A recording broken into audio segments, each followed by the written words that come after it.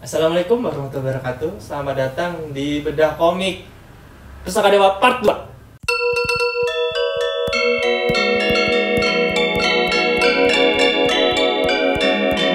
Sip.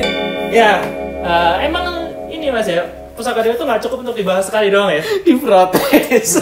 Loh kan kita pura-puranya nggak tahu kalau diprotes. Kita pura-puranya udah syuting kan sebelumnya kan, sebelum diprotes kita udah syuting kan. Malah ketahuan. Oke, jadi karena banyak yang memang minta dibahas lagi dan memang kurang sih bahasannya ya ternyata ya. Untuk Pusaka Dewa kan karena luas banget. Jadi kemarin itu baru membahas sejarah bagaimana Pusaka Dewa itu bisa terbentuk gitu kan. Apa background ya konsepnya sih ya. Iya, konsep Pusaka Dewa menuju Pusaka Dewanya gitu kan. Nah, kalau sekarang kita akan lebih konsen ke komiknya Pusaka Dewanya yang udah jadinya. Yang sementara baru 4 ini. Iya, ya 5 ongoing. Sementara kan? Iya, benar. Nah, di sini aja udah kelihatan ada gambar-gambarnya langsung to the point karakternya. Allah, sini saya. Aku bukan pegawai masakan Padang. Banyak-banyak bisa bawa 2 doang. Udah gitu tremor lagi. Jadi ini ada karakternya langsung nih, Mas. Efek Covid. Iya, long Covid. Mungkin bisa dijelaskan ini siapa aja sih 4 orang ini kok kenapa mereka bisa di cover gitu ya.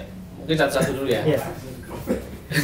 Gitu dong. Kan kalau dia belum bisa ke cover berarti belum Cover boy. Nggak penting-penting banget kan berarti. Iya, tapi intinya begini. Satu dulu berarti. Saya perjelas lagi ya, kalau Pusaka Dewa adalah komik yang berbasis story ya, istilahnya story driven atau plot driven. Jadi yang paling penting adalah eventnya, karakternya mendukung si event di dalam ceritanya itu. Jadi peristiwanya maksudnya. Berarti pertanyaannya nggak ada tokoh utama, yang utama banget. Nah itu maksudnya kayak gitu. Jadi kita untuk membebankan melabeli si tokoh utama yang mana sebetulnya itu tergantung si pembaca dan porsi dia di dalam cerita, mungkin gitu kali ya. Iya nggak sih? Kayak Game of Thrones kan kita juga bingung kan, banyak. Ini apakah meskipun judulnya apa Songs Game of Thrones Fire, bukan, ada novelnya. Novel Songs of Ice and Fire kalau nggak salah judulnya. Itu kan bisa kita terjemahkan si Jon Snow sama si Targaryen, Daenerys, tapi bukan juga gitu. Pas kita lihat ini penting. Nah, kurang lebih begitu. Kayak Kapten Tsubasa. Emang iya? Tsubasa doang. Itu enggak sih. Ya enggak lah. Tsubasa mah jelas itu maksudnya yang karakter. Itu maksudnya yang karakter. Nah, itu kan yang karakter Tsubasa. Ya, oposisinya. Gitu. Kayak kalau Rai Barong ya Rai Barong. Karena butuh satu orang untuk menceritakan, sementara ini butuh banyak untuk menceritakan eventnya. Nah, lagi nggak ya yang kayak gitu ya? Nggak ada ya? Apa ya? Soalnya dulu aku terinspirasi Game of Thrones banget. Nolan rata-rata nonton. Jadi begini, kan ini yang kemarin saya cerita, ini tugas akhir saya kan. Ini tahun 2008, belum ada Game of Thrones ya? 2011 kan Game of Thrones? Iya, belum ada. Oh, 2010. Ya pokoknya intinya waktu aku bikin ini itu nggak ada. Belum ada Game of Thrones. Game of Thrones yang serial ya, mungkin nggak tahu lah, aku dikenalkan Game of Thrones ya oleh Zaki tahun 2011-2012an itu gitu. Waktu itu ya saya udah bikin eventnya, makanya kalau di yang kemarin saya bilang ya, ini kan yang kemarin saya sebutkan kalau ini adalah tugas akhir saya, isinya karakter doang, tapi eventnya tuh berjalan karena ini kan cerita sejarah. Jadi kayak event panjang, siapa karakter yang ada di dalamnya. Begitu pula yang kemudian karena ini bertransformasi menjadi Pusaka Dewa. Oh, ini bukan lanjut ya? Tapi bertransform. Mungkin kayak Mada Sastra sama itu kayak gitu kan? Yang Dharma Putra Winesuka ke Mada Sastra kan beda. Oh, bukan lanjut itu. Ya, lanjut tapi beda. Lanjut tapi beda. Sama, ini somehow kalau ini menjadi background story-nya Pusaka Dewa, tapi beda. Nah, gitu. Pondasinya lah gitu. Mungkin Naruto dan Naburo. Oh, Naburo. Itu KW-an sih lebih tepatnya ya. Terus di dalam komiknya ada yang kayak Sakura. Pusing. Oke, lanjut. Ngapain Mas Naburo? Nah, gara-gara Game of Thrones, saya belajar bagaimana cara ngepick karakter untuk menjadi entry cerita. Makanya saya pilih si tikus kecil ini. Nama aslinya Dwi Tasari. Tapi apakah dia tokoh utama? Belum tentu kan? Belum tentu. Saya hanya butuh karakter untuk membuka peristiwa di chapter ini. Utama ya, karakter utama di chapter ini. Karena kalau untuk membuka ceritanya ya beda lagi orangnya yang ini. kakek dayung. Ya, kan ini bukan karakter lama, tapi begitu masuk porsinya dia lebih banyak si Tita Sari di dalam cerita ini. Nah, Makanya kok dia di cover. ya, ini yang saya perlukan sebetulnya adalah karakter untuk menjadi entry point cerita. Untuk mulai cerita itu enaknya pakai siapa ya, kayak gitu. Gitu sih yang apa namanya, kenapa Dwita ada di karakter ini dan siapa Dwita ini. Terungkapnya nyambungnya di jilid 3. Oh, jauh. Jadi lengkap 1. Jadi maksud nggak? Jadi 1 sama 3 nyambung, 2 sama 4 nyambung. Oh, tapi si Carang Aking ini kan ada di 1. Lah iya, 1 sama 3 nyambung. Buat orang yang belum baca 1, ada Oh, di 1 oke. kan? Iya. Ya, Dia udah ada di nyambung. 1. Makanya di 1 saya sambungnya ke 3. Pas yang kedua, event kedua nyambungnya ke 4 gitu. Jadi nantinya akan ini untuk pembuka awal sih. Pas di 5 saya menjahit satu event baru. Saya munculkan event baru untuk menjahit 1 2 3 4 gitu. Untuk nampung semuanya. Dan emang karakternya banyak. Karena karakternya banyak. Sebetulnya poinnya bukan di karakter sih. Saya lagi pengen membebankan di event supaya orang tahu ini apaan sih ceritanya gitu. Berarti sifat karakternya mengikuti eventnya. Iya. Oh. Saya paling penting nyeritain peristiwa. Nanti tinggal siapa yang terlibat di peristiwa itu. butuh yang pemeran nih di titik ini. Ya. Masukin karakter ini. Iya, Gitu. kayak gitu, persis kayak gitu. Jadi kayak kita baca buku sejarah lah. Buku sejarah kan tiba-tiba misalnya cerita tentang Tan Malaka, bagaimana dia mengeluarkan pemikiran tentang Madilog misalnya. Di dalam perjalanannya nanti ada muncul karakter ini. Terus Tan Malaka tidak selalu ada. Nanti muncul siapa? Atau nonton film Gi dah. Nonton film Gi kadang-kadang pindah karakternya ke siapa angle-nya. Berubah terus meskipun karakter utamanya si Suhogi. Nah, bedanya ini tidak ada main karakter seperti Suhogi. Ini eventnya yang paling penting, peristiwanya. Makanya saya munculkan tikus kecil. Ini lama banget nih perenungan sampai kemudian memunculkan dia dulu untuk membuka cerita. Tadinya mau agak ekstrim, Ber. Munculinnya peristiwa besarnya dulu. Kayak kalau ini One Piece. Oh, One Piece-nya dulu. Ya. Jadi kayak Yang event besar. Siapa sih yang Gorderer. Jadi saya pengen kayak gitu awalnya, terus mikir pas peristiwanya adalah ketika besi pusaka dewa jatuh. Terus mikirnya wah grande banget nih nanti saya ngurasnya udah kebanyakan. Jadi udah kayak ngasih setumpeng gitu. Saya pengennya akhirnya berubah. Tadinya ya pengen ngasih tumpeng itu, tapi saya pikir kenapa enggak sejumput nasi aja dulu. Oh, semakan nasinya dulu. Saya kasih sejumput nasi gugur gunungnya. Saya kasih topnya dulu nih, kalian baca. Dan ini waktu itu saya mencoba seperti ini. Saya kan men-challenge diri saya pakai 3 aspek. Saya pengen kayak gini. Aspek yang saya develop sendiri adalah buatlah cerita pendekar tanpa adegan berkelahi, buatlah komik horor tanpa memunculkan hantu, dan buatlah komik romance tanpa kontak fisik. Kalau itu berhasil, berarti storytellingmu jago udah. Nah kayak gitu. Makanya saya pengennya saya munculin di sini saya mulai di sini cerita pendekar tapi adegan gelutnya cuma sekali doang ini.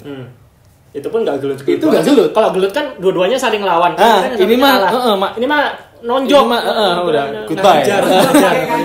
Ngehajar kalau makanya udah nggak di sini nggak ada sama sekali. Nah akhirnya ini terbukti bukan saya ngomong waktu itu kan. Ini kan udah ada card game-nya ya. Waktu itu Andre dari Manik Maya, Andre Dubari dan Brendan itu datang menawarkan supaya Pusaka Dewa dibikinkan card game ya kan. Saya tanya padahal baru buku 1. Kenapa? Karena begitu halaman terakhir ditutup, dia langsung liar mengimajinasikan dunia pendekar. Nah, ini makanya ngeluarinnya tuh lama banget. Mungkin akan lain cerita sih, Ber, ketika saya memunculkan Pusaka Dewa dengan peristiwa besar tadi. Enggak, susah ngebayanginnya karena kan jadinya kita nggak tahu siapa yang menjalankan cerita itu. Iya, jadinya kayak ada event, ada sebuah ini anak mau ngapain? Oke, sinetron Indonesia ya. Emang ya? Sinetron Indonesia kan kalau penontonnya udah touch banget sama karakter ini, dibikin aja cerita apa aja, yang penting ada karakter itu terus gitu kan. Reza Radian lagi. Ya gitu, maksudnya saya nggak pengen seperti itu, justru saya pengen agak pelit gitu. Akhirnya berubah narasinya menjadi seperti ini yang ceritanya dimulai dari anak kecil berkeliling terus mengenalkan tentang jantung naga si tikus kecil ini, bahkan tidak diperkenalkan nama aslinya di sini. Dia memperkenalkan dirinya sebagai nama asli di buku ketiga. Kayak gitu. Tapi di sini sudah memunculkan beberapa multiple characters ya. Ada yang openingnya ini si naga kembar.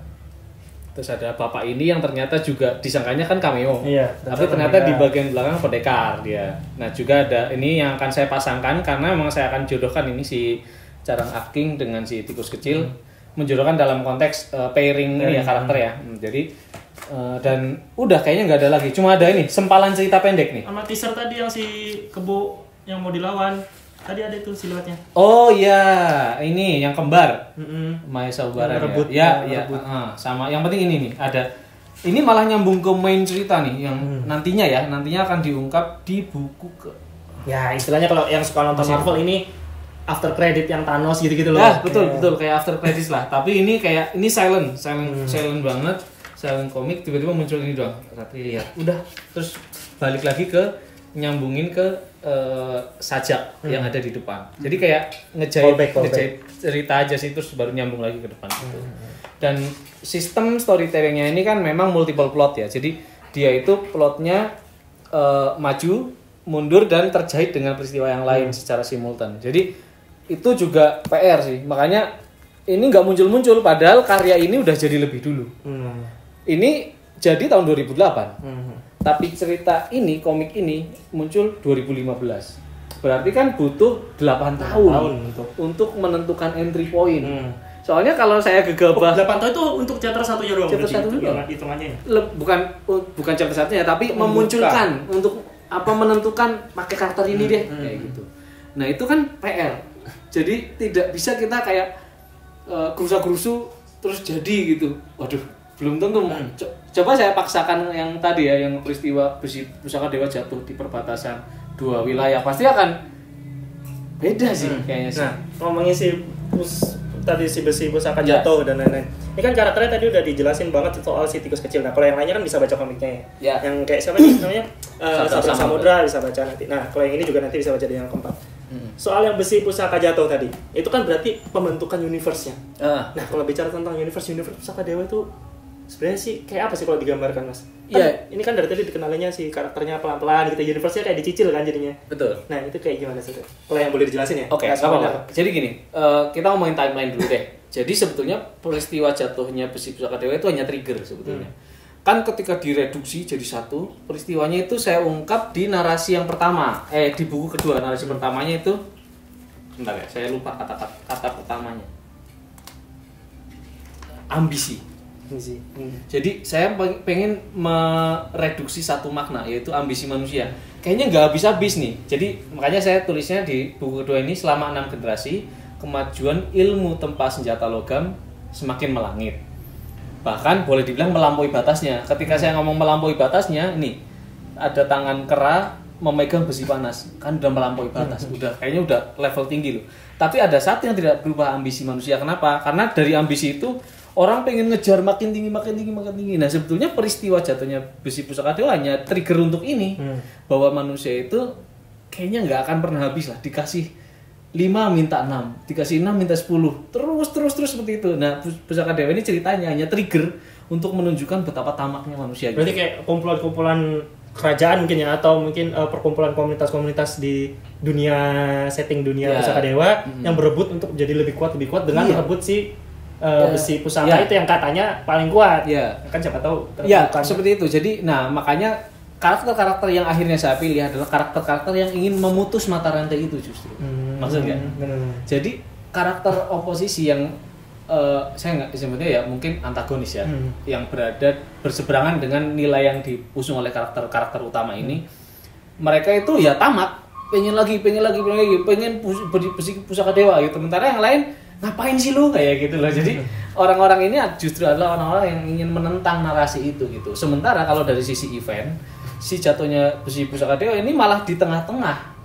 Kalau di flashback mundur mungkin kayak sekarang Game of Thrones itu apa yang baru House of Dragon. Ketika Game of Thrones muncul, naganya udah nggak ada, baru muncul lagi naga dibesarkan dari telur lagi kan. Tapi era naga itu pernah punah. Nah, somehow ini juga terjadi di Pusaka Dewa, dijelasin juga di buku kedua. Makanya sebetulnya buku 1 ini adalah pemantik, buku kedua ini menjelaskan universe. Makanya ini saya gratiskan dulu 1, 2 supaya orang tahu dulu.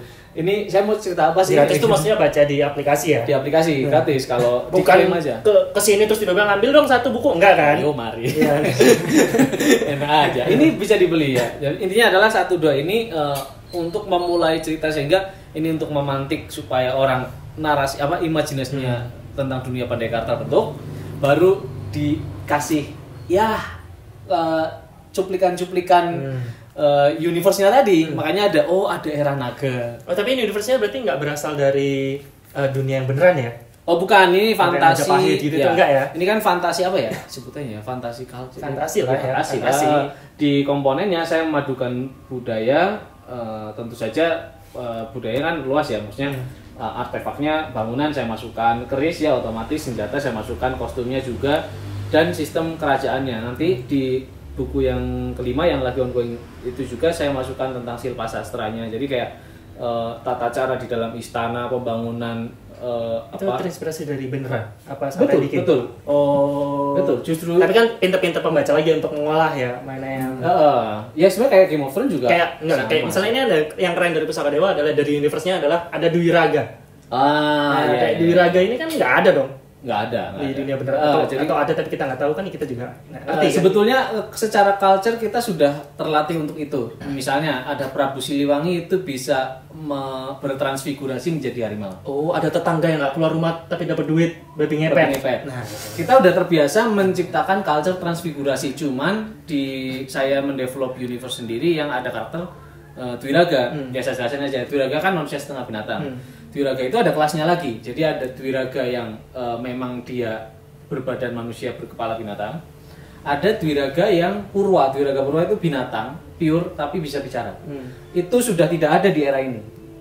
Hanya sisa-sisa yang masih berjalan, dan biasanya mereka itu kastanya tinggi. Contohnya siapa? Ya ini Wari Panca.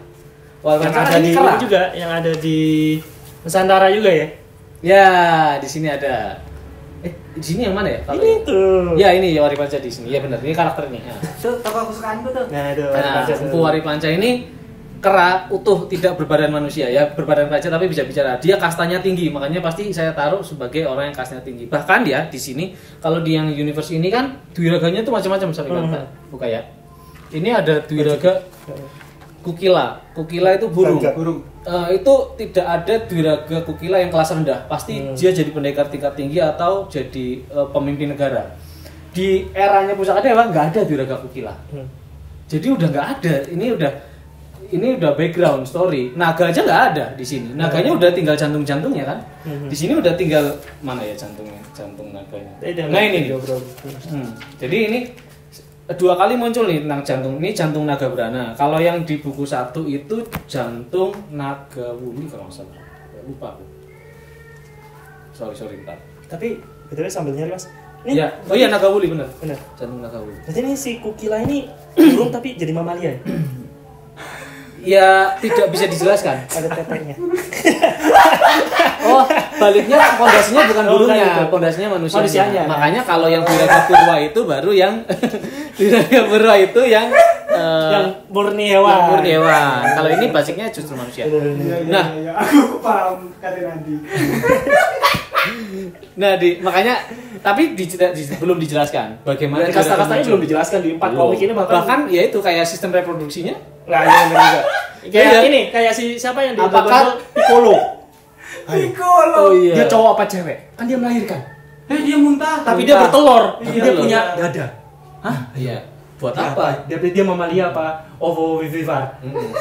Bahas ke Pusaka Dewa ya. Oke. Jangan dulu. Itu universe-nya. Ada Dwiraga, berarti bener-bener fantasi lah. Kayak kita baca-baca atau nonton anime yang fantasinya kan rata-rata England gitu kan, yang pakai armor. Ya, betul. Lawannya yang monster-monster naga-naga gitu. Meanwhile yang ini fantasi juga, cuman Indonesia gitu kan. Ya.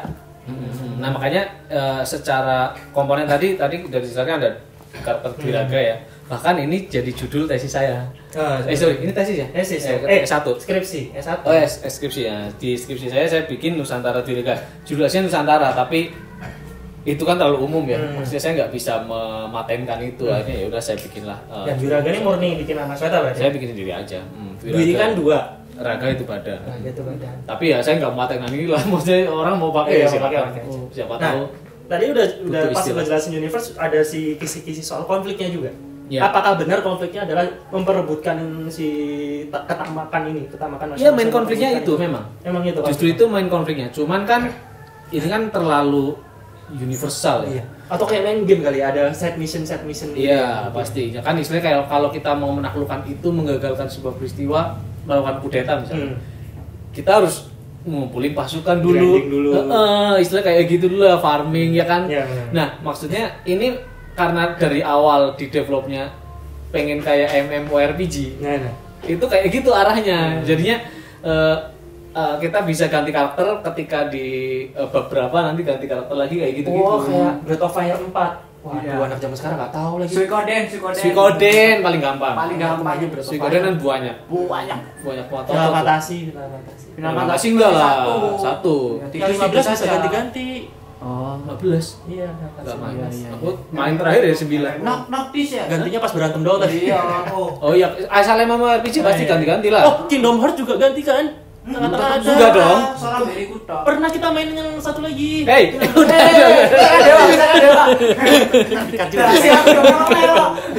juga. Ya, anyway, ya begitulah kira-kira. Maksudnya saya memang membasiskan narasi gaya penceritaan berarti ya. Gaya penceritaan ini ke game MMORPG di mana karakternya akan berganti-ganti mengikuti plot cerita. Ya berarti ada main utamanya, ya udah dia tinggal di samping-sampingnya ceritanya aja. Ini mau kayak gimana? Jauh-jauh ke game MCU.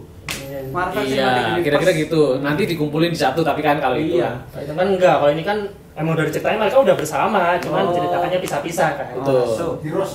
Heroes, kayak Heroes. Ya, Aduh, Heroes. anak zaman sekarang juga masa tahu serial Heroes. Ini baru. Kamu tadi episode berapa? Season berapa Season itu? yang gempa udah. Anjir, ini banget kuat-kuat kan. Aku yang udah berhenti yang gempa. Dua. Oke, ya kira-kira gitu kalau konflik. Tapi gini ya, saya mau utarakan tentang karakter ya. Jadi yang paling penting dari saya pengen membantah tentang ini narasi karakter ganteng dan cantik. Jadi saya munculin anak kecil yang ya kalau secara body ya belum yang seksi gitu. Saya pengennya udah orang tuh mengagumi dia sebagai anak kecil yang berani petualangan sendirian loh dia. Tapi kelihatannya biasa aja. Pas udah muncul di yang ketiga dia ngeluarin jurus pamungkas kayak gitu. Jadi kan bisa jadi kan wah ini siapa ya gitu. Orang akan mengejar ke belakang. Nah, terus berikutnya saya munculin karakter Sabrang Samudra yang sama-sama pakai hot pants enggak? Oh iya. Pahanya kelihatan sama kayak. Zaman dulu malah begini semua, cawat semua. Kecuali ini ya rope ini. Nah, ini saya munculin karakter yang agak variasi. Yang ini juga tidak sebenarnya saya suka karakter yang malah kayak Madasastra yang pemuda mid 20 kali ya, yang jadi porsinya lagi bagus-bagusnya. Tapi enggak, saya langsung naikin lompat ini yang kalau dari sisi gestur postur tubuh anatomi mungkin sekitar ya kayak Arnold lah. Bodinya Arnold. Jadi segini saya lompatin ke depan berkumis, saya nggak menarik gitu. Terus di ketiga saya munculin Diraga yang ini. Jadinya kan orang kan nggak melihat, saya nggak ingin menjual karakter itu sebagai daya tarik gitu. Ya udah orang baca dulu biar penasaran dong jadi gitu. Makanya ketika diaplikasikan ke Chris Standing, tanpa orang tahu ceritanya, wah ini karakter suka ini nih, nggak tahu tapi dia kayak gimana, tapi ceritanya pokoknya begini lah, nggak tahu dia kayak gimana, suka pokoknya. Betul. Makanya variasi itu menjadi daya tarik justru, karena ya itu saya pengen melawan stigma tertentu sih, kayak storytelling mulainya dari sesuatu yang grande, aduh saya nggak mau deh coba. Berarti hitungannya gini, karena ini lebih fokusnya ke story driven, berarti karakternya harus dibikin menonjol tuh satu sama lain kan, dari segi fisik lah paling nggak. Ya betul. Ya kayak gitu. Sebenarnya gini, kalau kita ngomongin story driven, karakter itu pelengkap justru ya. Jadi jangan sampai kita membebankan sesuatu terlalu berat ke karakter, ceritanya jadi ampas gitu loh. Di masing-masing buku, makanya ini beda-beda nih. Di buku yang pertama ini cuma untuk pemantik tadi ya, jadi orang diberikan informasi itu pelit-pelit, ya kan? Cuma kamu mau ke sana, tapi nggak nyampe sana, jadi baru mau berangkat. Ini yang ini dimunculin, ini siapa? Jadi baru mancing-mancing doang supaya orang penasaran. Karena biar orang attach ke karakternya kan dibikin kayak menarik tuh. Yang ini ada rambutnya ungu di depan. Oh, dari sisi ciri khas gitu kan? ya, betul. Dari karakter kita nggak bisa nih, karena kan story driven. Iya betul. Iya, kan? Dari ini. Tapi sebenarnya dari sisi makanya di awal nih ya 1, 2, 3 ini saya tidak munculkan paes itu apa ya, perhiasan. Saya nggak munculin tuh semuanya ya Kak. Ini bukan murni karakternya kayak gini. Ini pendekar yang pengelana semua, kelana semua. Jadinya dia ada di bawah kastanya. Makanya kainnya ya udah apa adanya gitu. Jadi benar-benar tidak mewakili kasta yang tinggi. Coba saya munculkan tiba-tiba kasta tinggi, nanti pasti jomblo sih. Berarti ada maksudnya kenapa dia pakai kain doang kayak gini? Ada. Ya? Ya itu makanya saya bilang nggak asal masang kayak karakter kain gitu. Baru yang ini saya kasih ke Paes. Nah ini karena dia kerajaan. Karena dari kerajaan. Maksud kan berarti pendekar dikasih Paes semua kan? Bikinnya sudah Fadli pernah bahas itu kan yang kemarin detail. Makanya ini semuanya ada ya makna lah. Kalaupun dia pakai gelangnya tuh simpel, cuma gelang rotan. Gelang-gelang rotan, gelang-gelang yang tidak saya kasih shine gitu loh bilangnya. Ini cuma by the way Carang Aking trivianya ini karakternya bapak saya. Jadi bapak saya bikin komik. Bapaknya sampean komik karakternya bapak saya. Oh, bapaknya sampean bikin karakter namanya Carang Aking. Oh, kayak gini bentuknya? Enggak, pakai caping tapi orang. Oh. Dulu. Jadi bapak saya bikin komik judulnya Tombak Jaga Satru. Itu komik berapa ya? 48 halaman, tapi di rumah doang tuh. Ini emang gennya udah. Emang gen. Iya, bapak saya gen, bro. Itu tentang gen dan kerja keras ini double. Itu peristiwa pendekar dan mistik di penaklukan kota Gelang-Gelang waktu itu. Jadi ada tombak jaga satru yang mewujud jadi pendekar. Nah, di salah satu scenery yang persis saya ambil nukil di peristiwa ini Chris Standing ini persis sama persis ininya, apa namanya? Arenanya persis. Oh, mungkin kapan-kapan kita bisa bedah komik itu tadi ya. Aduh, saya harus cari komiknya lagi sih. Bincang pendekar sama bapaknya sampai. Boleh. Dia main ke Kebumen. Nih. Makanya ini arena ini bapak saya yang pernah bikin di komiknya. Saya lihat pertandingan sama persis, ada naratornya ini yang ayo siapa lagi yang berani, itu ada yang nabugong. Persis saya ingat banget waktu masih kecil baca komiknya bapak saya kayak gini. Dan ada karakter Carang Aking. Carang Aking itu misterius ya. Carang Aking saya pernah nanya, Carang Aking? Ya, carang itu kan bambu cinta. Bukan, sarang itu. Okay. Kalau carang itu bahasa Jawa itu bambu kecil. Keaking itu kering, kan ada nasi aking, nasi kering. Ya itu, nah makanya dia senjatanya dia membawa bambu kuning. Kalau yang karakter bapak saya bambunya buat berantem. Kalau saya dipakai seruling. Oh, kalau di Indonesia dipakai musir kolor hijau. Iya, kalau bambu kuning. Iya. Sama ini apa yang pala sama organ? Palasik. Oh iya, palasik kalau bahasa kerennya. Ya kayak gitu. Dia mengusir itu bisa. Waduh, kenapa bahas mistik? Bukan gerbang horor. Ya, ini trivianya. Ini memang cerita pendekar itu kenyang lah kalau saya dari kecil, karena emang bapak ibu saya ya bikin, dan bapak saya yang bikin, ibu saya baca sih. Jadi ini mostly inspirasinya dari, dan ini dibaca sama orang tuanya sampai. Iya. Wah, keren. Jadi emang ibu saya yang ya kan ada komik-komik yang anaknya nggak bisa dibaca orang tuanya kan, karena suatu sebab. Iya, kan, ada saudara-saudaranya. Iya, saudara. Makanya pakai nama pena. Iya, benar-benar. Pieru Ranggau. Oh, enggak, itu nama asli. Nama asli. Pieru Ranggau nama asli. Ada di KTP. Dan komiknya nggak bahaya. Iya, nggak bahaya. Komik saya nggak ada yang bahaya. Ada apalagi yang itu. Nggak ada. Ya, ada suatu saat tapi enggak lah. Ya, begitulah. Tapi intinya karakternya mengikuti cerita. Dan belum ada karakter antagonisnya belum ada yang saya munculkan satupun di cover. Tapi kalau mau ada yang mau spoiler karakter Pusaka Dewa nih kan baru sampai 4 nih. Nah, bisa beli Chris Standing. Ya, pasti kan ada karakter yang belum muncul di komik ya kan? Tapi orang nebak-nebak doang. Iya, wah ini nih, pasti nanti gini nih dia nih. Nah, keuntungan saya ngerasa di Pusaka Dewa ini saya spoilerin, saya pameran karakter deh. Orang nggak akan tahu ceritanya benar.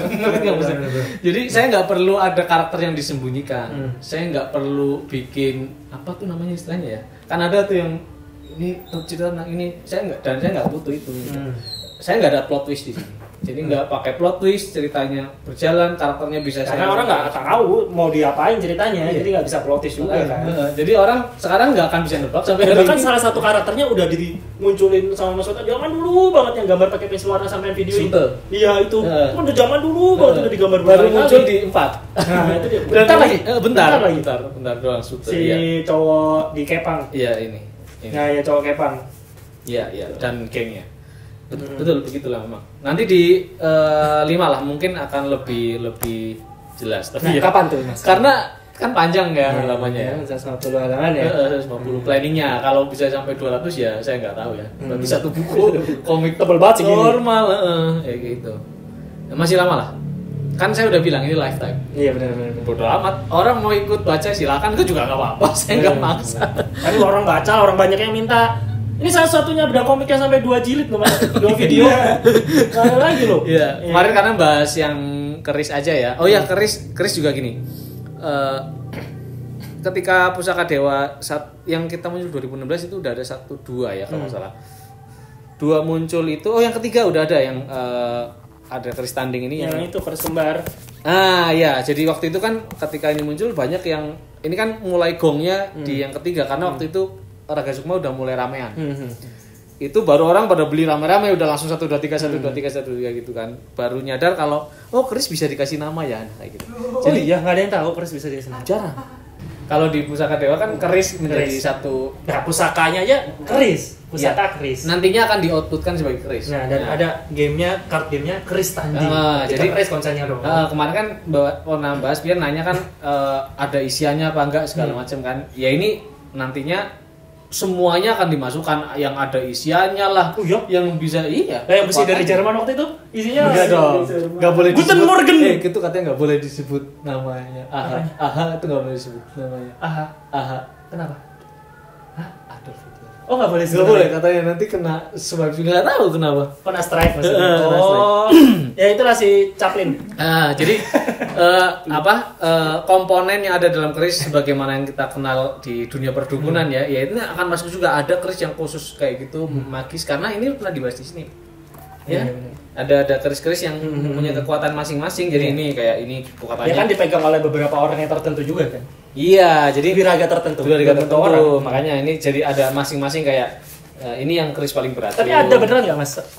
Enggak ada kan, fantasi kan. Fantasi ini sampai ya full fantasi lah, makanya di sini keris menjadi komponen yang penting mendukung dari cerita. Jadi makanya karakter-karakternya kan kayak main game banget. Aku mau nempak keris di sana, nyari smithnya, blacksmithnya siapa, nyari bahannya dulu di mana. Game. Beneran game. Saya emang mengadaptasikan, mengaplikasikan cara berceritanya MMORPG tadi. Buat developer game Indonesia ini mateng banget, tinggal di eksekusi doang. Udah lengkap semua, nggak usah mikir lagi. Iya, nggak usah mikir. Universe-nya udah lengkap. RPG Maker. Flash, bikin Flash. Ada lagi? Kayaknya sih udah ya. Mungkin kalau ada yang penasaran lagi, orang-orang bakal komen lagi sih. Apa? Ya beli dulu. Iya, makanya baca dulu. Belum tentu yang komen kemarin udah baca sampai 4 ya kan. Iya, emang ngomong doang kadang-kadang.